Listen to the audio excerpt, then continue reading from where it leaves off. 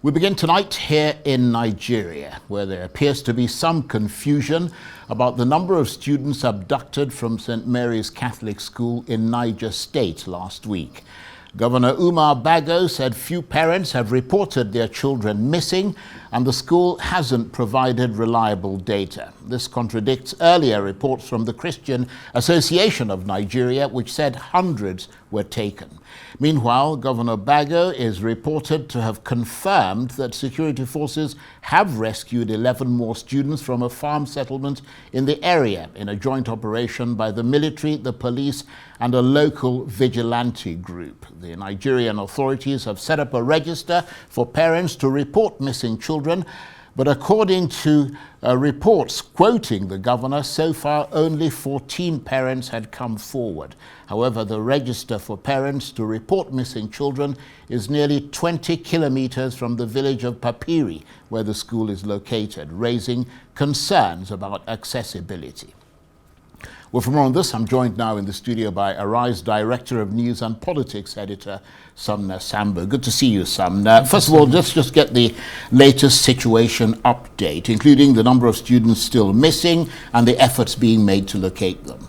Thank you, Charles. As at now, it's still very controversial if indeed the 11 people you're talking about are actually linked to this school directly, because we don't have that statement officially, even though some foreign broadcasters are saying that they've spoken with the governor, Umar Bago, and that's why he told them, but we don't have confirmation.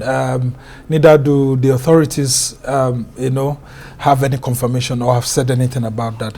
But as at now, we hear about 303 students remain missing, and some of the parents are actually saying that they are yet to be yet to get any very strong information from the government, that they are still in the dark as to what actually is going on. But like two of the parents have actually passed away. Sadly, one died as a result of heart attack and all of that, and that was said by the Bishop of Kontagora Diocese of the Catholic Church. And of course, and that's a result of the trauma. Yes, the of trauma that they've gone. Yeah, that they've gone around. Abducted. Yes, Terrible. one good thing is that the Nigerian government is working on it, and there's an uproar. I mean, the federal lawmakers, both in the House of Reps and the Senate, were very, very angry. I mean, some few moments ago, where the House of Representatives, for example, asked the federal government to stop paying ransoms. That, I mean, it's against the spirit of the Constitution to be dialoguing with these bandits and paying ransom.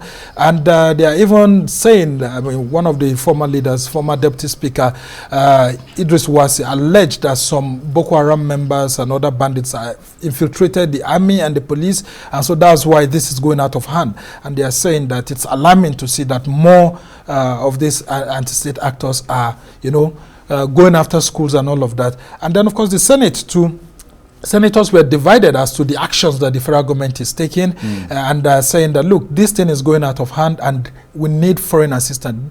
Deputy President of the Senate was very, very clear in stating that we need foreign assistance at this moment, and that's what we are all hoping, that all of this will be done in such a way that the federal government does not put the lives of Nigerians at risk. If we keep on paying ransom, there's no official statement that ransom has been paid, but from the tone of federal officials, you see that something would have given way in exchange. And yes, it's good to actually appease the parents and all of that, but on a wider scale, what do we do? Because we have an emergency situation at hand. Shouldn't we be setting up early warning systems in schools and all of that to prevent this? Because these are soft targets, and these bandits or terrorists, or however you want to call them, know that once they attack schools, they will put pressure on the government. Now, in the north central state of Kogi, Arise News has got news coming out from there not quite long ago when I edited that report, and the news is that they went to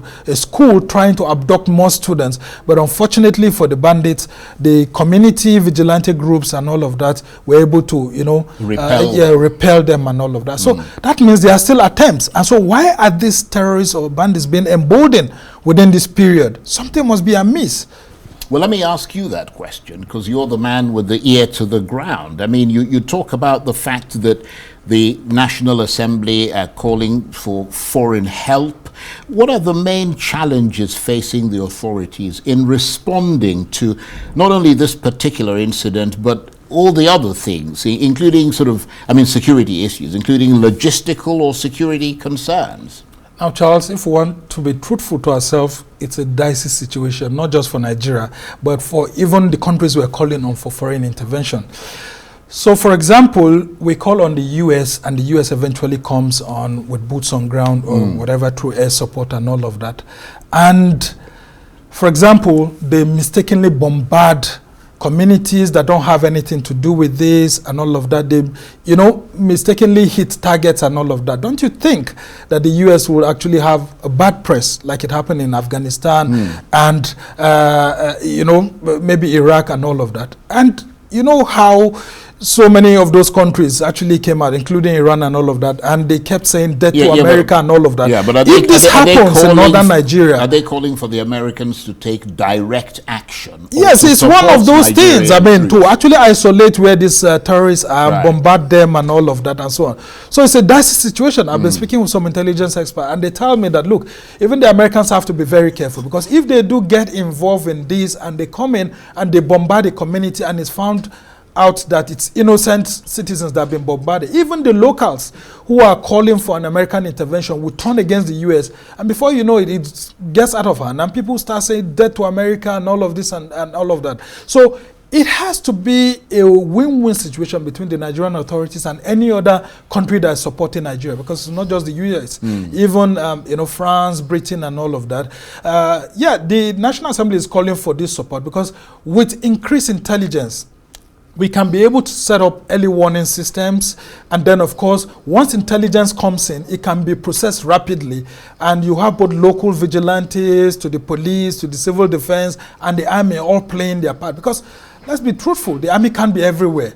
We can't also have the DSS everywhere. So, I mean, the citizens themselves have to help their government this time around. I mean, that's why we as journalists too, we're supporting the government in terms of the sort of information that we put out there. Let people also stop spreading false alarms. Because, I mean, just here in the nation's capital, we had a false alarm being spread. In Kano, for example, there was another false alarm. In Maiduguri, there was also another false alarm. That schools were being targeted and all of that. So what this does is that, the little security presence that we have and operatives will be sent to those schools and it will be stretched. And it could also be a decoy by some of these bandits. Send out those false information, the public feeds it to the security agencies, and attention is diverted while they now go to other areas to be fair, capture people. Sumner, you can't really blame the public, because I mean, if you've got children in a particular school and there are rumors flying around that possibly that school is a target, you're obviously going to get very nervous and uncomfortable. Yes, but people have to help their security forces. I mean, because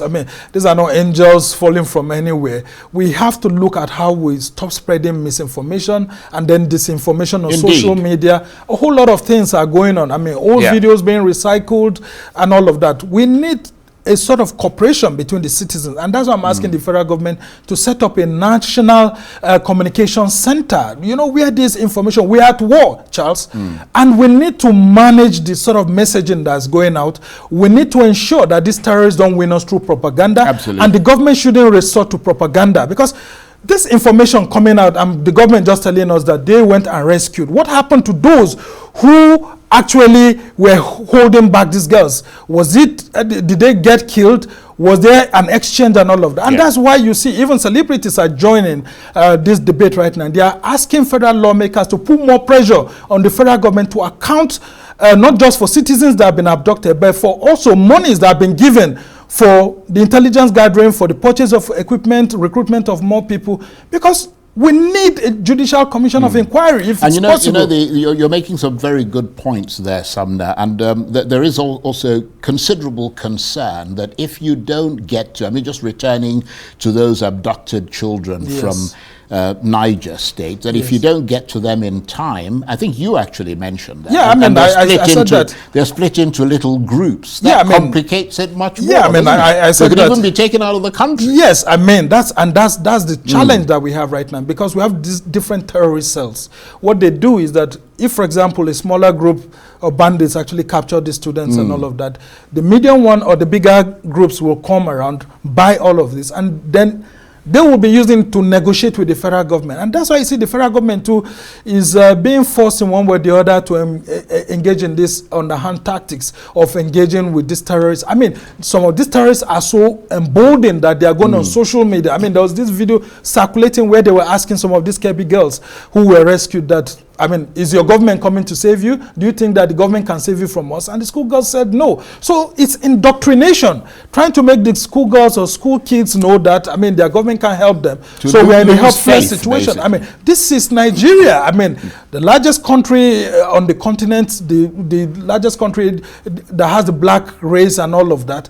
I mean, we should do something. Absolutely. Citizens must never be made to lose faith in their government, because that's a recipe for anarchy. I agree with you. And just returning to Papiri in Niger State, I mean, we heard that the governor was quoted as saying that a register had been set up where families with missing, in an effort to actually get the correct sort of figures, where families can go and register if their families, their children are missing. But there are concerns about the accessibility of that register, because it's said to be 20 kilometers away from Papiri, and I'm told the place is really bad. The roads are terrible. For them to go all the way to that place, I mean, what sort of concerns should there be about the accessibility and effectiveness of that register? Yeah, I mean, it's good. I know the government is trying to ascertain actually how many of these kids were kidnapped, because the reports are unclear as to if they are up to 300. Some other reports say they are 303. Others said, you know, they were more than that. But is it bizarre that continues? I mean, for some reason there's no communication between the school or the Christian Association of Nigeria and the government, because I mean the man from the Christian Association who came here yesterday, he said, we don't understand what they're talking about. We've supplied all the figures. Well, I mean, that's where the contradiction lies, because the government is also accusing the Christian Association of Nigeria through, I mean, the Catholic Church there, of not having followed regulations. And the regulations had been that school was a target, the school should be shut down, just like others. Other schools were shut down, but this school refused to be shut down. And so within the context of what is happening in terms of the numbers, I'm thinking that some of the families are actually feeling that, you know, it could be difficult going there to go and just say, okay, this my kid is involved and all of that, and not heighten the expectations. So what they are doing is just sitting by, speaking with their traditional rulers, opinion molders in that sort of small nuclear society. Shouldn't the government also be speaking with the opinion molders there, the traditional rulers and all of that? People who have direct access to these community leaders, and all of that. So, because I think it could be easier, rather than having federal officials from Abuja or even state officials. I mean, Mina to Niger, to Bogu, where it happened, the state capital, Mina, to Bogu, where it happened, it's like about 3 hours or so. It's a vast stretch of land and all of that. So I think there needs to be more trust between the parents and all of that. And then this particular area where it happened, I told you, it's a very difficult area. Lots of insurgent groups operating within that area. The government needs to do a whole lot of aerial surveys and to see where these people, and that's why the government also wants to find out if this is true, because you can't be moving 300 students from one location to the other and nobody will know. And so because it's all complicated, so we need foreign support in terms of intelligence, in terms of reconnaissance, you know, for aircraft that are hovering around. And some of this, you know, the bizarre thing is that some of these insurgents are saying that they are seeing aircraft hovering around and the government can't do anything. So they are daring the government. Now, why can't we go back to what happened in 2014 when the Chibok girls were, you know, kidnapped? The Americans said they wanted to help us out there. And what they were going to do was to actually to drop some sleeping gas where these terrorists are located. And from there, all of them will fall asleep, and then they will now pick out the students, and then of course obliterate the other places. So and eliminate the possibility of collateral damage. So we could actually do that, but we need to get our facts right so that we don't have like what happened during the Rand bombing, where the military, for example, mistakenly bombarded a large community with over 200 people being killed because of, you know, intelligence that was not, you know, properly done. And you mentioned. You gave us the very sad news of 2 parents or two sets of parents dying. Yes. The parents of some of the kids who were abducted. I mean, do we know if any support is being provided to those affected families, including any sort of, I don't know, psychosocial support or medical care? Well, that's where we usually have problems when it comes to communities, especially hard to reach areas. Actually, Charles, this is not readily available. Yeah, we can see some of these religious groups like the Catholic Church that actually owns the institution trying to see what they can support. But even then, getting to that community and all of that, it's a very difficult thing. So the state government has been trying to see its best. Not quite long ago, we had the APC national chairman of Nigeria's governing party, meeting with Governor Umar Ubago and all of that, pledging federal support. We need a whole lot of federal support. He was a former humanitarian affairs minister, and I'm very sure with his experience, he can be able to provide the needed support through the new humanitarian minister to see what can be made available to the parents, because some of them could be hypertensive, some of them could be going through a whole lot of, ailments, and then with this news coming to them, I mean, it would be devastating. So we need a whole lot of social support for them while the military is going ahead to do whatever it can. But I can tell you that whatever the military or the government did in Kebbi and in Kwara needs to be replicated in Niger. And then the most important thing is that we should set up early warning systems in schools, because the UNICEF, as at last year, has said that 37% of schools in northern Nigeria did not have capacity for setting up early warning system that will prevent this from happening. So why didn't the government obtain that report and use it to actually beef up more security through the Safe Schools initiative and help these schools out? Now we are, I mean, if it's true that we are paying ransom, then that means we are taking huge sums of money meant for development to use to give to these guys. And what happens then?